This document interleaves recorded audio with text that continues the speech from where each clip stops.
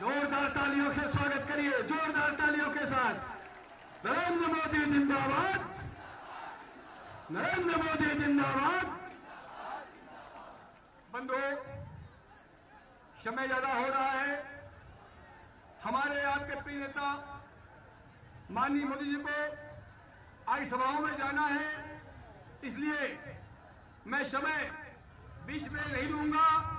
मैं सीधे आह्वान करता हूं, अदब से अभिनंदन करता हूं, वंदन करता हूं। हमारे प्रिय नेता भाई प्रधानमंत्री आए, अपनी बात रखें। माननीय प्रिय नेता मोदी जी। मोदी मोदी मोदी, तालियों से मोदी।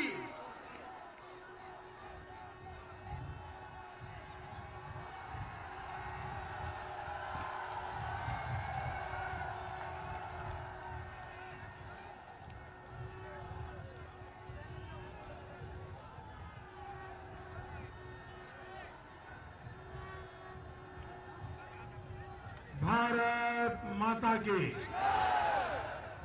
भारत माता की। मंच पर विराजमान भारतीय जनता पार्टी के सभी वरिष्ठ नेतागण और इस चुनाव में भारतीय जनता पार्टी के उम्मीदवार श्री हरिओम पांडे जी और विशाल संख्या में आए हुए भारत के भाग्य विधाता मेरे भाइयों और बहनों,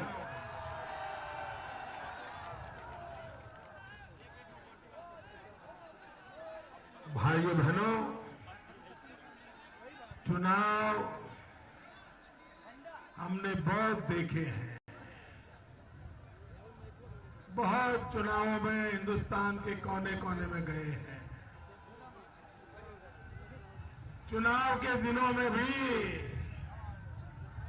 सुबह 10-11 बजे इतनी भीड़ इकट्ठी करना मुश्किल होता है।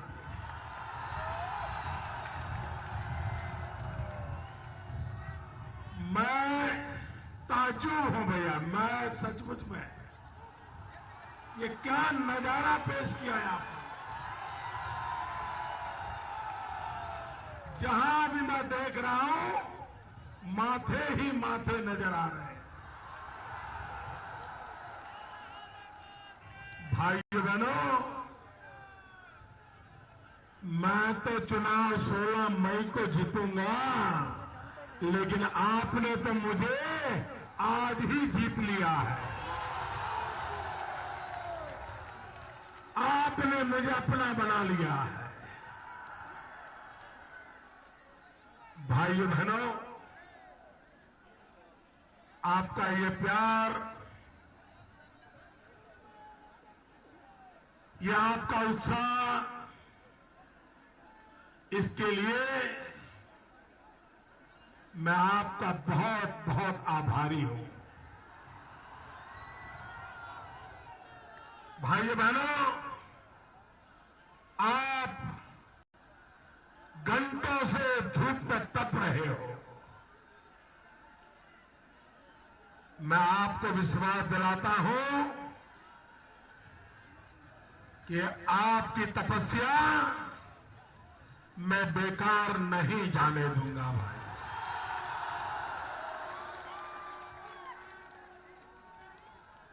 भाइयों बहनों, ये चुनाव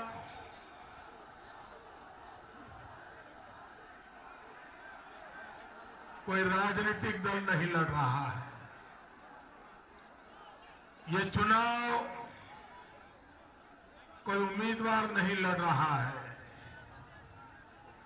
ये चुनाव कोई राजनेता नहीं लड़ रहे हैं। ये चुनाव देश की जनता लड़ रही है। भाइयों, देश की जनता।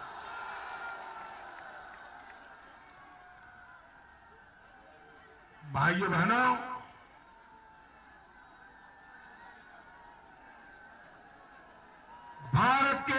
सामान्य मानवी की लोकतंत्र में कितनी श्रद्धा है, लोकतंत्र में कितनी आस्था है, ये इसका जीता जागता सबूत है। भाइयों बहनों, क्या देश में बम बंदूक और पिस्तौल की राजनीति चलेगी? आप मुझे बताइए, क्या देश में बम बंदूक पिस्तौल की राजनीति चलेगी? क्या निर्दोषों को मौत के घाट उतारने का खेल चलेगा? ये अपराधी खुलेआम संसद में जाएंगे? ये अपराधी विधानसभा में बैठेंगे? ये अपराधी सिंहासन पर बढ़ेंगे? भाइयों बहनों, मैं आज राम मनोहर लोहिया की धरती पर आया हूं।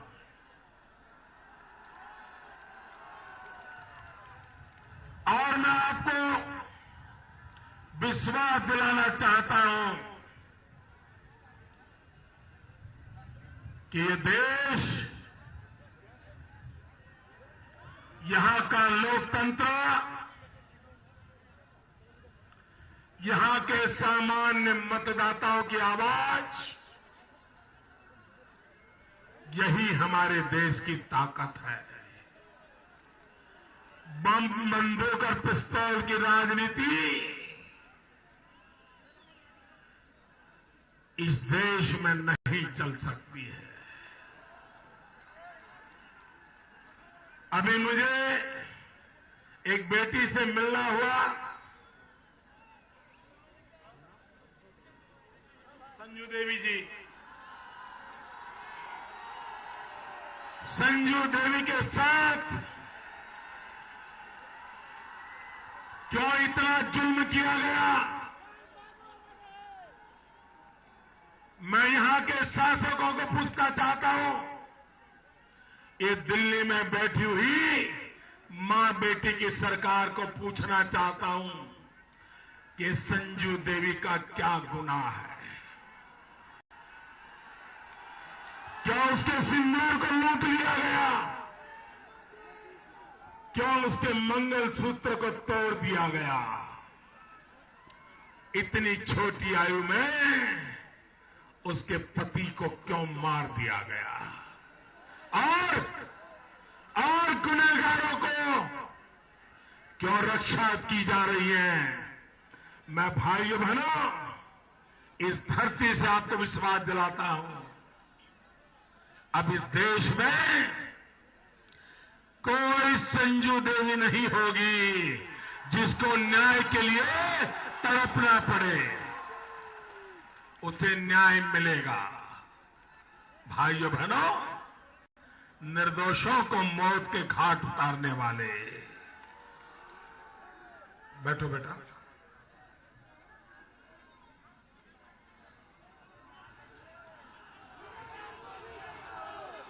भाइयों बहनों, मैं शिव बाबा की पवित्र धरती पर आया हूं।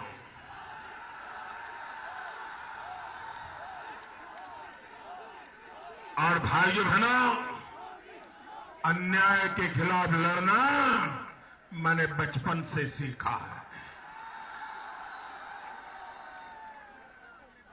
और मैं आज इस लोकसभा क्षेत्र के मतदाताओं को और आपके माध्यम से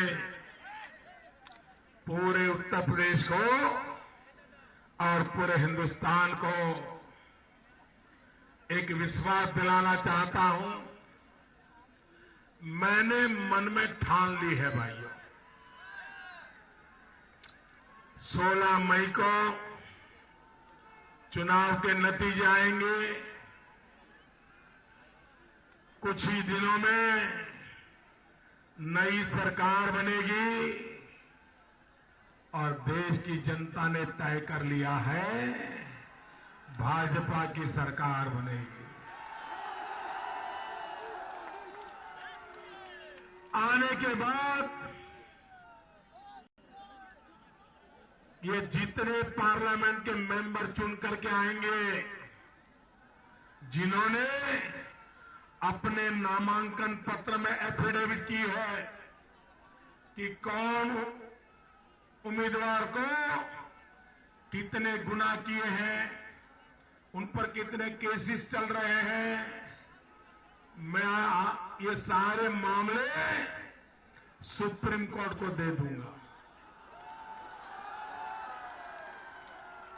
और सुप्रीम कोर्ट को प्रार्थना करूंगा कि देश के सांसद जिन पर इतने केसेस हैं, मुकदमा चलाइए, दूध का दूध पानी का पानी हो जाए, जो गुनहगार है वो जेल चले जाए, उनके लिए पार्लियामेंट में जगह नहीं हो सकती है, और जो बेगुनाह है, झूठे केस किए गए हैं, उनका भी निपटारा हो जाए और वो गौरव के साथ संसद में आठ करके बैठे।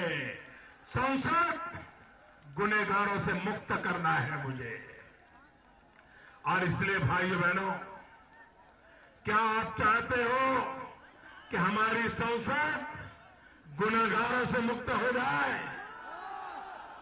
ये बम बंदूक पिस्तौल वाले वहां न पहुंचे। आप मुझे आशीर्वाद दीजिए। जो काम 60 साल में कोई दल नहीं कर पाया, ये मैं करके दिखाऊंगा भाई। और इसमें मैं किसी का गोत्र देखने वाला नहीं हूं, किसी के दल का क्यों न हो। अगर मोदी पर केस होगा, उसको भी वही मिलेगा जो किसी और को मिलेगा। देश ऐसे नहीं चल सकता भाइयों। भाइयों बहनों, मैडम सोनिया जी ने कहा ये मोदी मांग रहे हैं। मैडम सोनिया जी ने कहा, क्योंकि मैंने एक सभा में कहा था ये दिल मांगे मोर। तो मैडम सोनिया जी आजकल, पहले तो मेरा नाम नहीं देती थी, लेकिन अब मेरा नाम देकर के पुकारती है, क्योंकि सारा देश मोदी मोदी करता है, तो वो क्या करें, उनको भी मोदी का नाम देना पड़ता है। उन्होंने कहा ये मोदी मांग रहा है। भाइयों बहनों, उनको तो मांगने में शर्म आती होगी, मुझे मांगने में शर्म नहीं आती है। और भाइयों बहनों, ये जनता जनार्दन ईश्वर का रूप होता है। ये जनता जनार्दन परमात्मा का अंश होता है। मैं जनता से नहीं मांगूंगा तो किससे मांगूंगा? यही तो मेरा भगवान है, यही तो मेरा हाईकमांड है। अगर उसके चरणों में बैठ करके एक गरीब मां का बेटा मांगेगा नहीं तो क्या करेगा? हम तो मांगेंगे, सर झुका करके मांगेंगे। जनता तो ईश्वर होती है, ईश्वर के दरबार में मांगना बुरा नहीं होता। मैडम सोनिया जी, ये मांगना आपको बुरा लगता है, लेकिन मैं आपको बता देता हूं, हमें मांगना तो मंजूर है, लेकिन लूटना हमें मंजूर नहीं है। हम मांगते जरूर हैं, लेकिन हम लूटते नहीं हैं। जो लूटने वाले हैं, उनको मांगना नहीं पड़ता है। और एक गरीब मां का बेटा मांगेगा नहीं तो क्या करेगा? भाइयों बहनों, मुझे मांगने से शर्म नहीं आ रही है। और हम सब गरीब जानते हैं, हम गरीबों को तो अपने हक के लिए हर बार कुछ कुछ मांगना ही पड़ा है। और मैं भी तो आप ही की तरह एक गरीब परिवार से आया हूं। और इसलिए भाइयों बहनों, और मैडम सोनिया जी ने एक और बात बता दी। उन्होंने ये कहा, अभी तो चुनाव के नतीजे नहीं आए हैं और मोदी अपने आप को प्रधानमंत्री मानने लग गए हैं। बताइए भैया, क्या करूं मैं, क्या करूं? ये मैडम सोनिया जी, मैं इसके लिए तो आपको क्या कहूं, जब आपने कह ही दिया है कि मोदी जी को प्रधानमंत्री दिखता है। सोनिया जी, हमारे यहां कहावत है, आपने इतनी अच्छी बात बोल दी है तो आपके मुंह में घी शक्कर।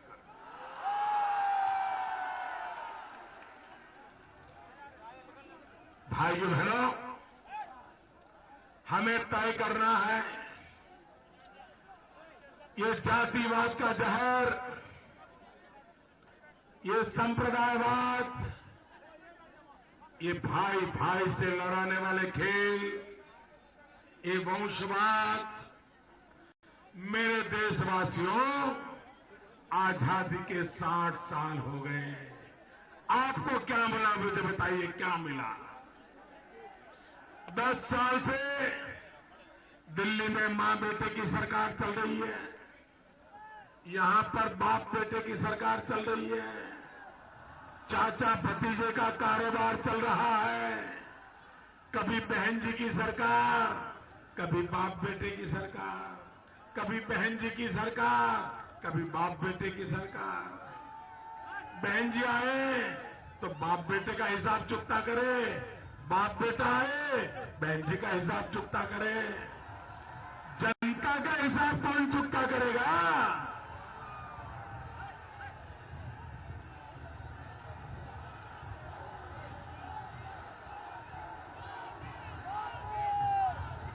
इनको जनता की परवाह ही नहीं है।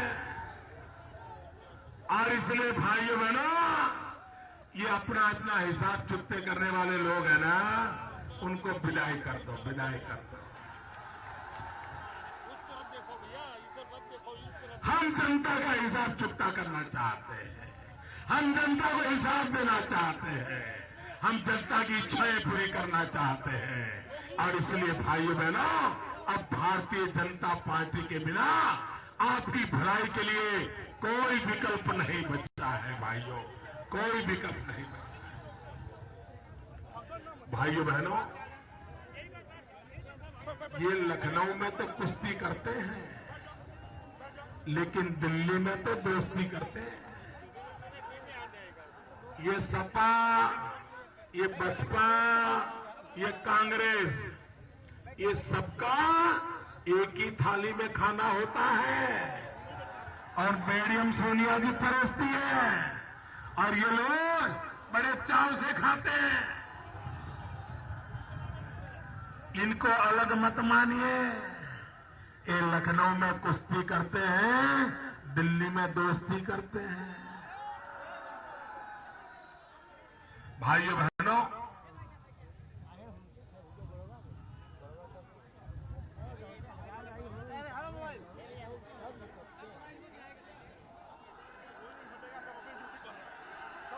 भाइयों बहनों, पल भर के लिए सोचिए, पल भर के लिए सोचिए, अगर देश के पहले प्रधानमंत्री सरदार वल्लभ भाई पटेल हुए होते तो आज देश का हाल क्या हुआ होता? मेरे किसानों का हाल क्या हुआ होता? आप मुझे बताइए, सरदार पटेल देश के प्रधानमंत्री हुए होते तो आज देश की हालत अच्छी होती कि नहीं होती? कश्मीर की समस्या का समाधान हुआ होता कि नहीं होता? किसानों का भला हुआ होता कि नहीं होता? गांव का भला हुआ होता कि नहीं होता? भाइयों बहनों, ये परिवार ने सरदार वल्लभ भाई पटेल पर जितना जुल्म किया है, सरदार वल्लभ भाई पटेल के साथ जितना अन्याय किया है, भाइयों बहनों, सरदार वल्लभ भाई पटेल को सम्मान देना ये हम सबका जिम्मा है भाइयों। और मैं सरदार पटेल की धरती से आया हूं भाइयों, और इसलिए सरदार वल्लभ भाई के सपनों को पूरा करने के लिए, किसानों का कल्याण करने के लिए मैं आज आपसे आशीर्वाद मांगने आया हूं। भाइयों बहनों, आज हिंदुस्तान में कहीं पर भी ये मां बेटे की सरकार के राज में सरदार पटेल का नामो निशान नहीं है। एक परिवार के नाम पर, चाहे नेहरू जी हो, राजीव जी हो, इंदिरा जी हो, सोनिया जी हो, राहुल जी हो, इन लोगों के नाम पे 4-5 हजार योजनाएं देश में चल रही है, लेकिन सरदार पटेल के नाम को मिटा दिया गया है भाइयों, मिटा दिया गया। और इसलिए भाइयों बहनों, मैंने इसका जवाब देना तय किया है। इतने बड़े महापुरुष के साथ जो अन्याय हुआ है, उसका जवाब देना मैंने तय कर लिया है। और इसलिए मैं गुजरात में सरदार वल्लभ भाई पटेल का दुनिया का सबसे ऊंचा स्मारक बनाने वाला हूं। और मैं इस इलाके का आभारी हूं कि आपने हर गांव से मुझे लोहा भेजा है। आपने लोहा भेजा है हर गांव से, मैं आपका आभारी हूं। भाइयों बहनों, दुनिया में कोई अमेरिका जाए तो स्टैच्यू ऑफ लिबर्टी देखता है। मैं सरदार वल्लभ भाई पटेल का स्टैच्यू ऑफ लिबर्टी से भी डबल साइज का स्टैच्यू ऑफ यूनिटी बनाने वाला। सरदार पटेल को अपना मानने वाला हिंदुस्तान का हर नागरिक गौरव करेगा, ऐसा मैं काम करने वाला हूं। भाइयों बहनों, आप मुझे बताइए, लाल बहादुर शास्त्री कहते थे, जय जवान जय किसान, जय जवान जय जवान जय जवान। लेकिन क्या ये मां बेटे की सरकार में कहीं जय जवान बोलने के हाल है क्या? जय किसान बोलने के हाल है क्या? भाइयों बहनों, जिस देश में पाकिस्तान आकर के जवानों के सर काट के ले जाए और दिल्ली की सरकार कुछ न करे, इतना ही नहीं भाइयों, युद्ध में हमारे देश में जितने जवान मरे हैं उससे ज्यादा 10 साल में देश के किसानों ने आत्महत्या की है। 2 लाख से ज्यादा किसानों ने आत्महत्या की है। भाइयों, आप कल्पना कर सकते हो, जिस देश में 2 लाख से अधिक किसानों को आत्महत्या करने की नौबत आई हो, उस देश में मां बेटे की सरकार को जवाब देने को तैयार नहीं है। भाइयों बहनों, लाल बहादुर शास्त्री का नारा था, जय जवान जय किसान। इनका तो नारा है, मर जवान मर किसान। और इसलिए भाइयों बहनों, अब किसान को मरने नहीं दिया जाएगा। भारतीय जनता पार्टी ने अपने चुनावी घोषणा पत्र में कहा है, हमने कहा है कि बीजेपी की दिल्ली में सरकार बनने के बाद किसान को समर्थन मूल्य के नाम से जो लूटा जाता है वो लूट बंद कर दी जाएगी। और हमने तय किया है, आजकल तो क्या है, एयर कंडीशन कमरे में बैठे हुए बाबू तय कर देते हैं कि मिनिमम सपोर्ट प्राइस ये होगी, समर्थन मूल्य ये होगा। एक राज्य में एक, दूसरे राज्य में दूसरा, और बेचारा किसान जाता है तो कोई लेने वाला नहीं होता है।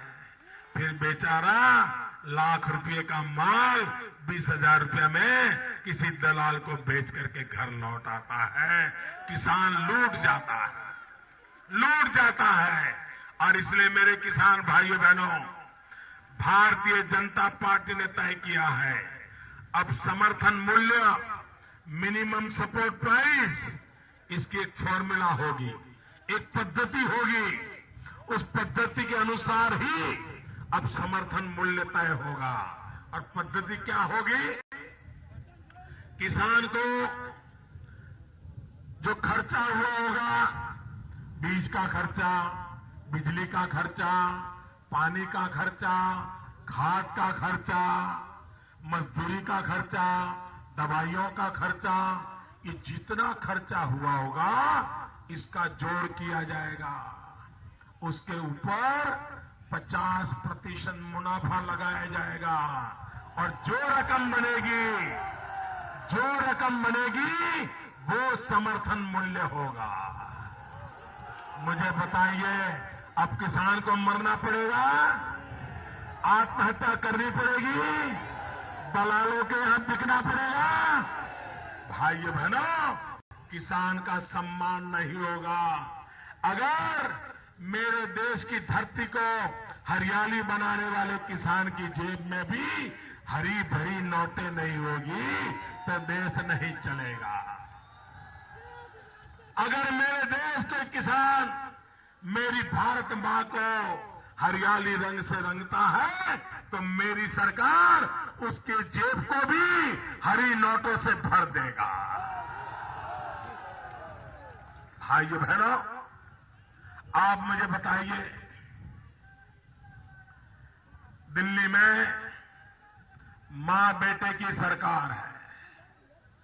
इन्होंने अपने घोषणा पत्र में, धोखा पत्र में 2009 में लिखा था कि उनकी सरकार आएगी तो 100 दिन में महंगाई कम करेगी। आप मुझे बताइए, महंगाई कम हुई? ऐसे नहीं, पूरी ताकत से बताओ, महंगाई कम हुई? महंगाई गई? भाइयों बहनों, इन्होंने धोखा किया कि नहीं किया? आप देखिए, पूरी कांग्रेस सरकार चुनाव प्रचार कर रही है, मां बेटे गांव गांव घर घर घूम रहे हैं, लेकिन महंगाई का मुंह बोलते हैं क्या? आप मुझे बताइए, महंगाई ये मुद्दा है कि नहीं है? आप मुझे बताइए भाइयों, महंगाई ये मुद्दा है कि नहीं है? कांग्रेस पार्टी ने महंगाई का जवाब देना चाहिए कि नहीं देना चाहिए? दे रहे हैं? उनका अहंकार 7वें आसमान पर है। वो अपने आप को जनता को जवाबदेह नहीं मानते हैं। भाइयों बहनों, कांग्रेस ने आपके साथ धोखा किया कि नहीं किया? वादा तोड़ा कि नहीं तोड़ा? आप कांग्रेस से नाता तोड़ोगे कि नहीं तोड़ोगे? भाइयों बहनों, मैं आपसे आग्रह करने आया हूं, 7 तारीख को आपके यहां मतदान है। 7 को आज चुनाव प्रचार का आखिरी दिन है। आपके दिमाग में कमल होगा, आपके जुबान पे कमल होगा, आपके दिल में कमल होगा, लेकिन 7 तारीख को कमल उंगली पे आना चाहिए, बटन दबना चाहिए और भारी बहुमत से भारतीय जनता पार्टी को विजयी बनाइए। हमारे पांडे जी को विजयी बनाइए। उत्तर प्रदेश से सारे के सारे कमल भेज दीजिए। भारत माता की, भारत माता की।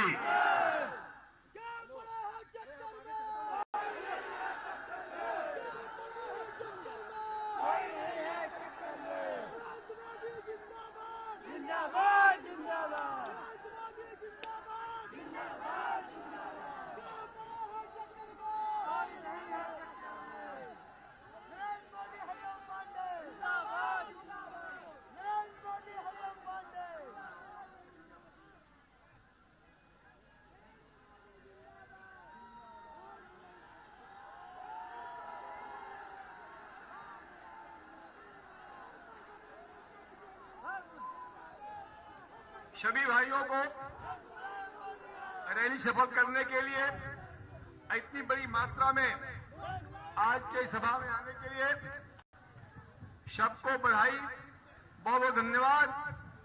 वास्तव में इतनी बड़ी